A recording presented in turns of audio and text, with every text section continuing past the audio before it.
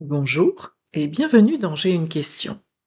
Ici, on ne cherche pas des réponses toutes faites. On prend le temps de questionner, ensemble. Si tu le veux, avant de continuer, prends une longue inspiration et une lente expiration, juste pour être là. Nous vivons une période de bouleversement profond. Certains parlent de changement de civilisation. Beaucoup de repères disparaissent. Ce que nous traversons peut désorienter, inquiéter ou éveiller. Avoir une question n'est pas une faiblesse, c'est souvent un signe de lucidité, et parfois le début du chemin. Souviens-toi, je ne détiens aucune vérité. Je te partage une exploration, une lecture, un regard. Fais preuve de discernement. Prends ce qui résonne en toi, ce qui est juste pour toi, et laisse le reste.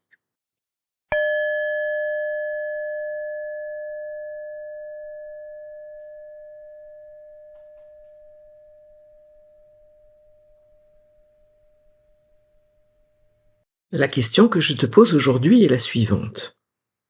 Choix et consentement. Quelle différence?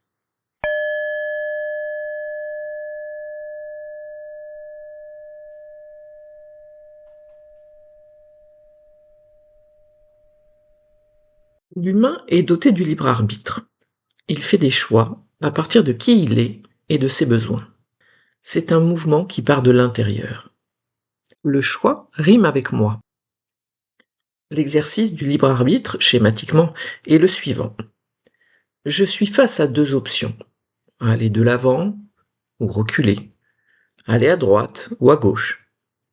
Et j'ai toute liberté pour prendre la voie qui me convient le mieux, en fonction de l'objectif à atteindre ou de la suite que je veux donner à une situation. Bien que choisir soit un élan, faire le choix de rester sur place, le choix du statu quo, peut être valable uniquement s'il est momentané. Le vivant est mouvant, le vivant est mouvement, le vivant est impermanent.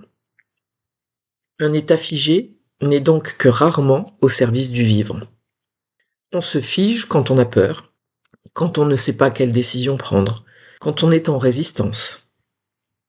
S'il peut être utile de s'arrêter un moment, surtout quand on a le sentiment que tout va trop vite, cet instant n'a d'intérêt que s'il est mis à profit pour revenir à soi, et idéalement à son corps.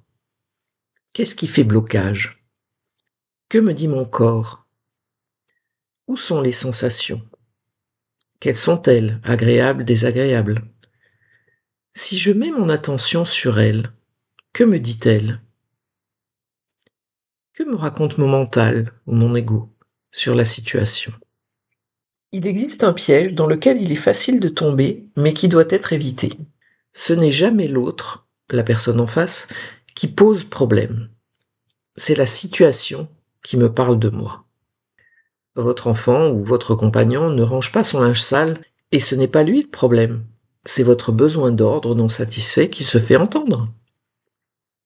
Votre patron n'est pas capable de vous donner votre emploi du temps ou votre charge de travail à l'avance.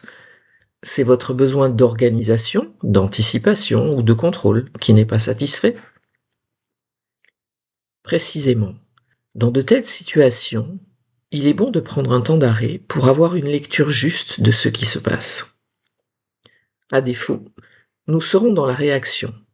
Nous pointerons l'autre du doigt comme étant le problème et nous analyserons faussement le moment en lui prêtant des intentions qu'il n'a probablement pas d'ailleurs, ou qui demandent à minima à être questionnées. C'est typiquement à cet endroit qu'il faut identifier votre besoin non satisfait et formuler une demande d'aide pour que l'autre, s'il en a le goût et le temps, réponde à votre demande.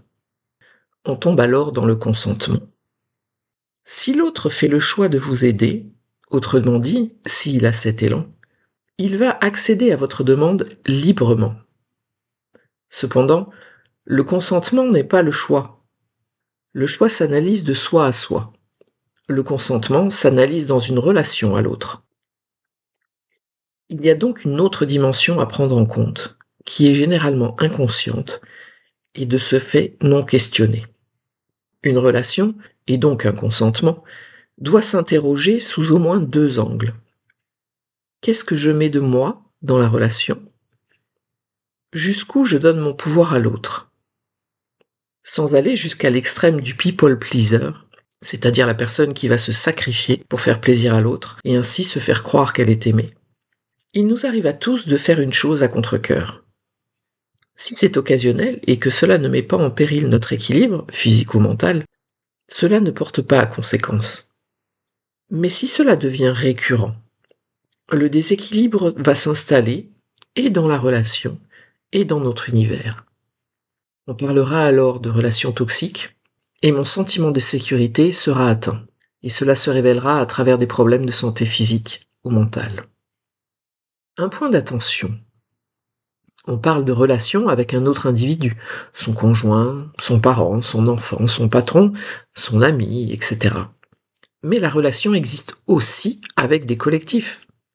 Sa famille, l'entreprise ou le service dans lequel on travaille, sa communauté religieuse, la commune dans laquelle on vit, l'administration, et j'en passe. Cette seconde relation est encore moins questionnée que la première, car on a l'impression, fausse, qu'elle nous est imposée et acquise définitivement. C'est précisément là que toute la subtilité entre le choix et le consentement joue. Si je suis dans l'idée que cette relation ne peut pas être remise en cause, j'y suis enfermé, et l'autre m'a volé mon consentement. Le seul moyen de retrouver sa capacité à consentir est de questionner la relation, et de faire un choix conscient. Je fais le choix de rester dans cette relation, car elle répond, à cet instant, à mon besoin de sécurité, de confort, d'appartenance, que sais-je. Et si je fais le choix de consentir, je me réserve aussi le droit, à un autre moment, de ne plus consentir, voire de sortir de la relation. À l'inverse, je peux faire le choix de sortir ou de ne pas me mettre en relation. Et la question du consentement ne se pose plus. Le choix est toujours libre, et il engage. C'est d'ailleurs pour cela qu'il est si difficile. Le consentement est la réaffirmation du choix de départ lors d'occasions renouvelées. Mais il peut devenir plus pernicieux, car il est basé sur un présupposé.